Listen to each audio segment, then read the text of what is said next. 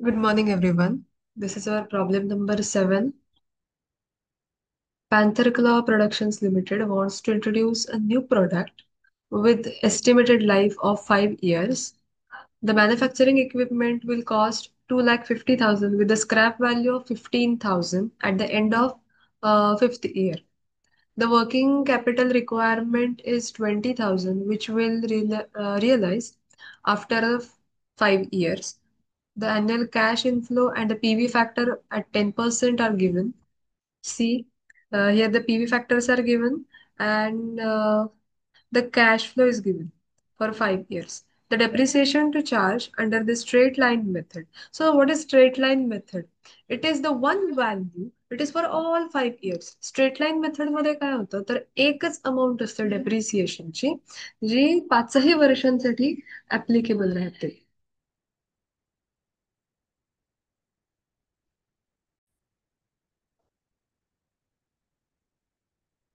Now we have to find out NPV, that is net present value, and profitability index.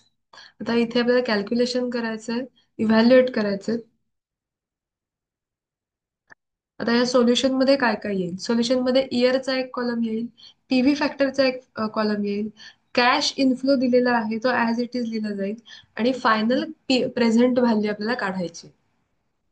So here first column is year. Second column is cash inflow.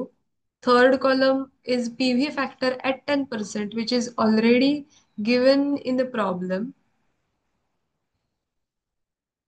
And last column is present value, which is actual present value. आता ही present value आपल्याला कशी काढायची? पहिल्या वर्षाला cash inflow आपला 1,25,000 आहे आणि त्याचा पीव्ही फॅक्टर दिलाय 0.9091. मग ह्या दोघांचं आपल्याला मल्टिप्लिकेशन करायचं आहे. Cash inflow into PV factor आहे 10%, विच इज 0.9091. मल्टिप्लिकेशन केल्यानंतर इथे तुम्हाला त्याची प्रेझेंट व्हॅल्यू जी आहे हे मिळणार आहे. कॅल्क्युलेशन आपण करून घेऊया. So 1,25,000 into 0.9091. And the answer is 1,13,637.5. 1,13,637.5.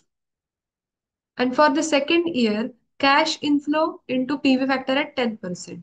Second इयरचा जो काही कॅश इन्फ्लो आहे त्याला त्याच इयरच्या पीव्ही फॅक्टरने मल्टिप्लाय करायचं. आन्सर 1,23,960.00. नेक्स्ट, तिसऱ्या वर्षाचा कॅश इन्फ्लो 1,87,500 आणि त्याचा पीव्ही फॅक्टर आहे 0.7513. दोघांचं मल्टिप्लिकेशन करून घेऊया. 1,40,868.75.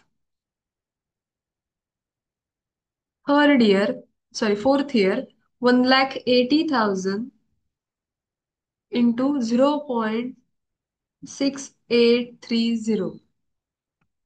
मल्टिप्लिकेशन करून घेऊया. 1,22,940.00. पाचव्या वर्षासाठी जेवढा कॅश इन्फ्लो दिलेला आहे पीव्ही फॅक्टरने मल्टिप्लाय करून घेऊया.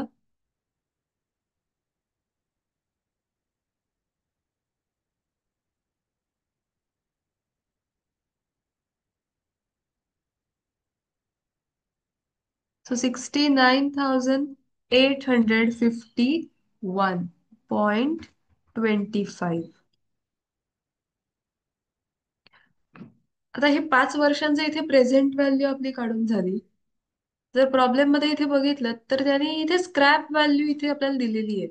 The manufacturing equipment will cost 2,50,000 and with a scrap value of rupees 15,000 at the end of here 5 year. म्हणजे स्क्रॅप व्हॅल्यू 5 वर्षानंतरची पुढची स्क्रॅप व्हॅल्यू आहे 15,000 आणि आपल्याला वर्किंग कॅपिटल पण इथे दिलेलं आहे. The working capital requirement is 20,000 which will realised after 5 years. म्हणजे 5 वर्षानंतरची स्क्रॅप व्हॅल्यू आणि जे वर्किंग कॅपिटल दिलंय ते सुद्धा आपल्याला पुढे कॅल्क्युलेशनसाठी घ्यावं लागेल, बिकॉज प्रॉब्लेममध्ये ह्या गोष्टी दिलेल्या आहेत. Scrap value 15,000, which is given in problem, and the working capital is 20,000. Now the question is, आता आपल्याला इथे पीव्ही फॅक्टर जो आपल्याला घ्यायचा आहे हा आपण कोणता घेणार आहोत. त्यांनी क्लिअरली म्हटलेलं आहे at the end of 5th year. 5व्या वर्षाच्या शेवटानंतर स्क्रॅप व्हॅल्यू आणि वर्किंग कॅपिटल आपल्याला घ्यायचंय. म्हणजेच जे 5th इयर चे जे काही पीव्ही फॅक्टर असेल, आता इथे आपण बघू शकतो इयर दिलेलं आहे. 5व्या वर्षाचा पीव्ही फॅक्टर इथे दिसतोय 0.6209. मग 5व्या वर्षाचा जो काही पीव्ही फॅक्टर आहे हाच स्क्रॅप व्हॅल्यू आणि कॅपिटल वर्किंग कॅपिटलला दोघांनाही ऍप्लिकेबल होईल. सो आपण इथे पीव्ही फॅक्टर लिहून घेऊया 0.6209. 0.6209. आणि आता यांच्या प्रेझेंट व्हॅल्यू आपल्याला काढून घ्यायच्या आहेत. So 15,000 into 0.6209.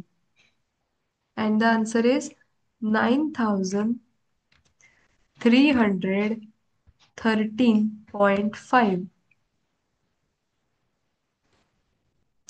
0.5. नंतर वर्किंग कॅपिटलसाठी कॅल्क्युलेशन करूया. 20,000 into 0.6209. And the answer is 12,000.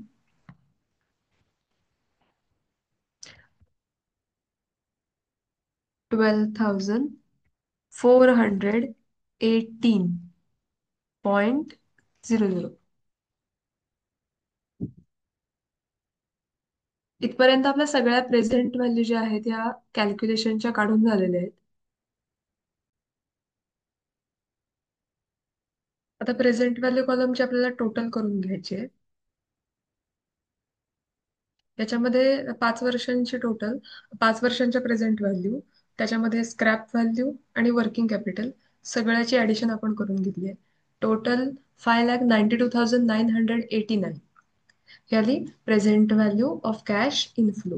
आता प्रेझेंट व्हॅल्यू ऑफ कॅश इनफ्लोची जी काही टोटल मिळालेली आहे ती आपण इथे रेकॉर्ड करून घेतोय. 5,92,989. And cash outflow. Cash outflow आपल्याला प्रॉब्लेम मध्येच दिलेलं आहे.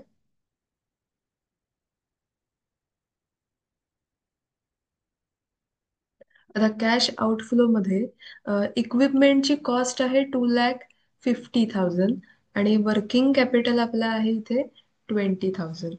टोटल आपला जो काही कॅश आउटफ्लो आहे तो 2,50,000 प्लस 20,000 इज इक्वल टू 2,70,000. म्हणजे 2,70,000चा आपला कॅश आउटफ्लो इथे होणार आहे. सो 2,70,000. सो इनफ्लो मिळाला, आउटफ्लो मिळाला. आता आपल्याला नेट प्रेझेंट व्हॅल्यू काढायचे. So present value of cash inflow minus present value of cash outflow. Values आपण पुट करूया फॉर्म्युलामध्ये.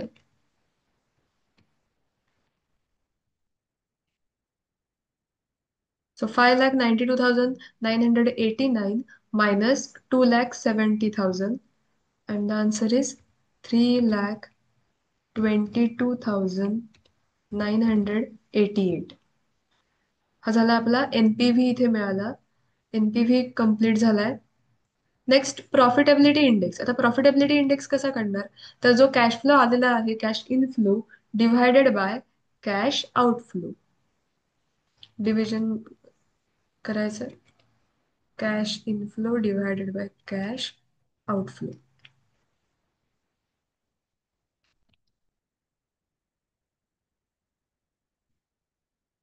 So 5,92,000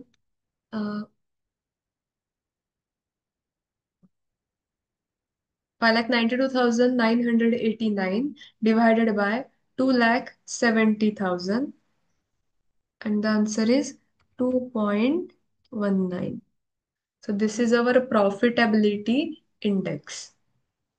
इथे आपला प्रॉफिटेबिलिटी इंडेक्स कॅल्क्युलेट झालेला आहे. इथे एनपीव्ही मिळाला आणि इथे प्रॉफिटेबिलिटी इंडेक्स. इथे आपला प्रॉब्लेम कम्प्लीट झालाय.